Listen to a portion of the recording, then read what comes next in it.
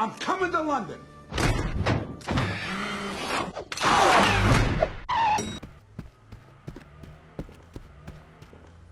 I don't like leaving my own country, and I especially don't like leaving it for anything less than warm, sandy beaches and cocktails with little straw hats. I hope that you can appreciate the concern I have for my friend Joe Biden. What's up, guys? Boy Benny. During most superhero movies, there's this moment where the supervillain gets a chance to monologue and gets to really tell you the full plan of their evil design for the enslavement of all of humanity and so on and so forth. And during that monologue, typically the superhero gets foiled, right? Oh, gotcha. You didn't know I had the thing, laser, whatever, right? Luckily, this is a universal trait where evil people have to monologue, and literally the weight of their evil, like they have to tell someone about it. It's like a therapy session.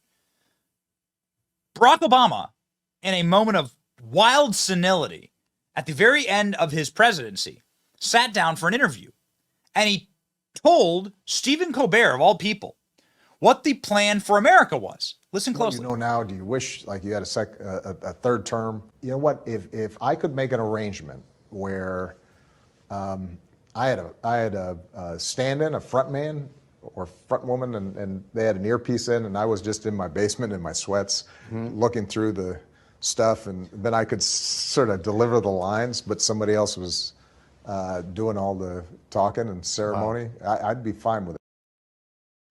I'd be fine with a president who's a meat puppet who just does what I tell them. And then I am the one who gets to run the country from my basement in my sweats. And hot damn, did the guy ever actually pull it off? Now, occasionally, Joe Biden is so diseased and infirmed that he can't even show up for his own fundraisers. So Barack Obama has to, the real president has to actually fill in. Barack Obama, of course, is the real president. We've been saying this for a long time. It is the third term of Barack Obama. This is why you've seen just the simple continuation of every single one of his diseased policies, disastrous policies. And you can tell at the White House, when the two of these guys are together, and they seldom ever get in the same room together, I don't think the Secret Service will allow it. But at the rare instances when Joe Biden and Barack Obama are together, ask yourself, who's the president? Watch. Biden is now the most unpopular person in virtually any room he enters. If you doubt it, watch this. This was the scene at the White House today. Take a careful look at this. You've never seen anything like it.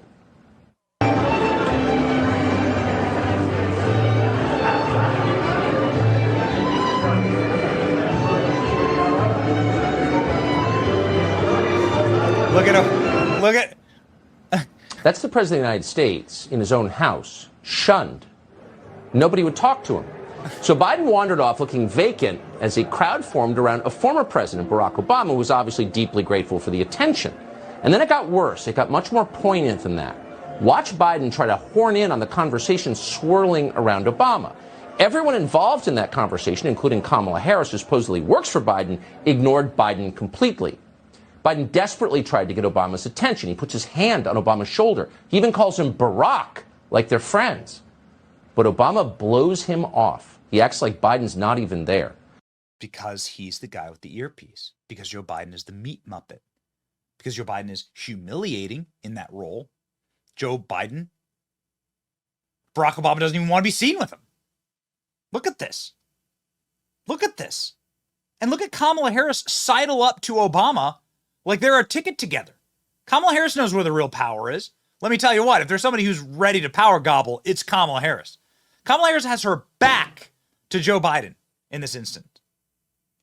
Do you need any further evidence that it's Barack Obama who's running the country? Well, I got it for you. Check this out from seconds ago. Obama holds surprise meeting with world leader after report about Biden rivalry. Obama staff and the White House have denied any friction between Obama and Biden, yet Barack Obama, for some reason, just wound up walking into 10 Downing Street, which is like the White House in England. In the UK, former President Barack Obama met with UK Prime Minister Rishi Sunak on Monday, just hours after a report came out about the rivalry between Obama and Biden. The Monday meeting was Obama's first in-person meeting with Sunak. since becoming prime minister, Obama was only spotted when he was leaving the residence on Monday afternoon. He said only that it was a courtesy visit while he was conducting other business in London. The meeting comes less than a day after a report detailing a rivalry between Obama and Biden. So here's Barack Obama just like walking out of a place of great import, like a government building. This wasn't like having tea somewhere. Presidents have done this in the past. Like former presidents have like gone and they give speeches, right? They don't disappear entirely. But I have never in my life seen a former president welcomed into a governing building to meet with the current leader while there is a president in office. I mean, it's insane. These people are the ones screaming about norms, running the show for the puppet president. This is precisely what's happening. Here's video of Obama literally violating the Logan Act, right? You're not allowed to do this. The Logan Act says you can't undermine the current administration. As a government official, you can't go and undermine current government policies. There must be a unified voice. Obama violating the Logan Act in plain sight. There he is walking into the White House of England, so to speak. Barack Obama visiting. What's the reason? Yeah. What is the reason, ladies and gentlemen? What are they reasoning about here? Very creepy, actually. Like exceedingly creepy. What are they talking about? Obama doesn't make a lot of public appearances. Former President Barack Hussein Obama held a 1-hour meeting with British Prime Minister today. According to Downing Street, it was an informal courtesy drop-in. Yeah, sure. Topics discussed were not disclosed to the media. Remember when Bill Clinton met with the Attorney General on the tarmac to try and talk about getting Hillary Clinton off the hook? Why did Obama have an undisclosed private 1-hour meeting with the Prime Minister? Look at this guy. Look at this guy. Evil personified. I mean, like, I got to tell you, nothing good can possibly come of this. Nothing good can possibly come of this. No way. Here's what it looked like. Obama leaving the office of a current sitting head of state. What does that tell you?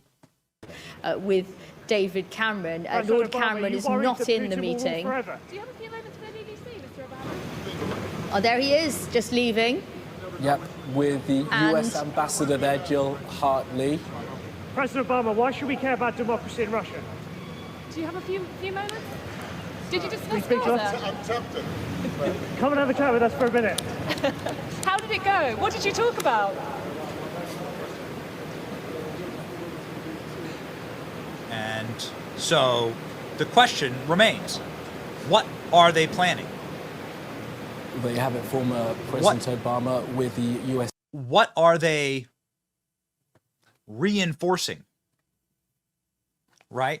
Remember, the 2020 election needed to be fortified. According to Time Magazine, with a bunch of little meetings like this. What was Barack Obama fortifying? And what an unbelievable move to do this when Joe Biden could be doing this. Where's Joe Biden? We all know where Joe Biden is. It's sitting, napping in a diaper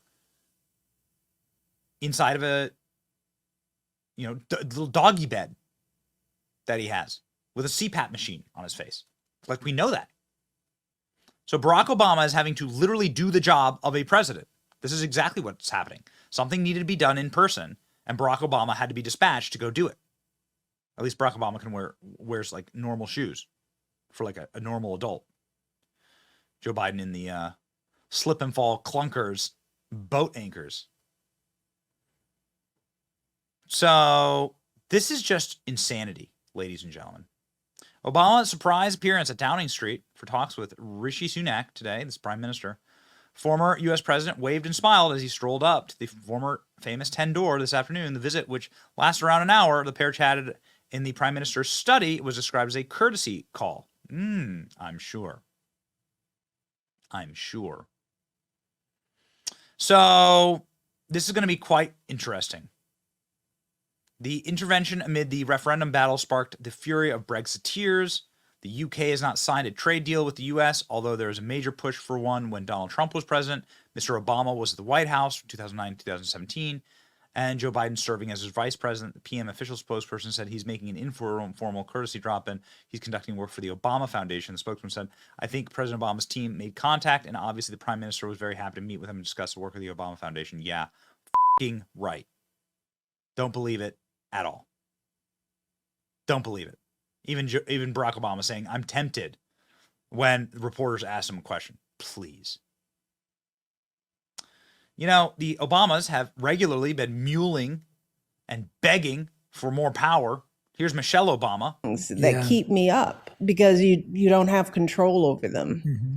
And you wonder, where are we in this? Where are our hearts? What's going to happen in this next election? I am terrified about what could possibly happen because our leaders matter.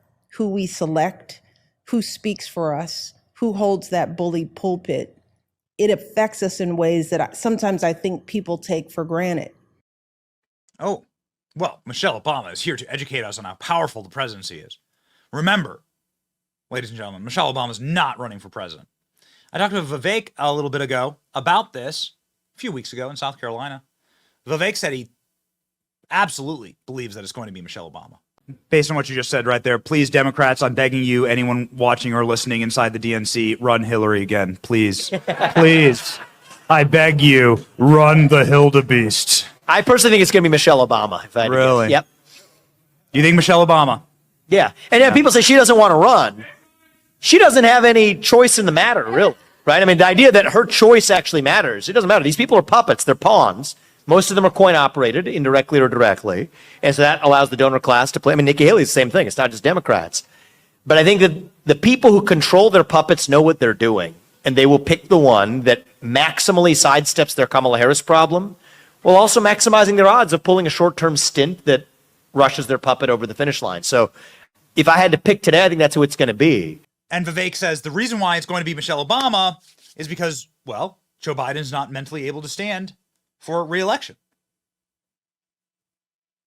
And so somebody has to step in and do the job for him. And that, ladies and gentlemen, is what you're seeing here. That's what this is. This is this is Barack Obama having to take out the earpiece and having to go play the president again. That's exactly what you're seeing. Mask off moment. Here's Vivek. But the one that was so visceral from the left-wingers that the RNC inexplicably hires to put on our debates was when you said, Joe Biden's not going to be their nominee.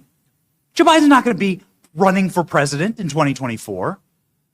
You need to shut up and tell us the real game plan here, because you're pulling a fraud on the American people.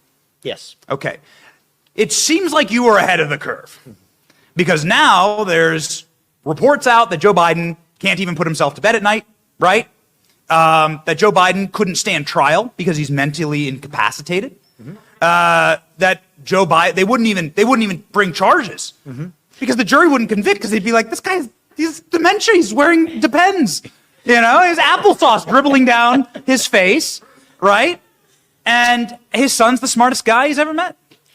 And so the guy who is mentally unable to stand trial as a witness is somehow fit to run the United States. Exactly. Which doesn't make sense, which is what they want us to see. And so when I said this, Benny, on the debate stage that night, the media hit me for it. I've earned this label a couple of times late in the campaign, conspiracy theorist.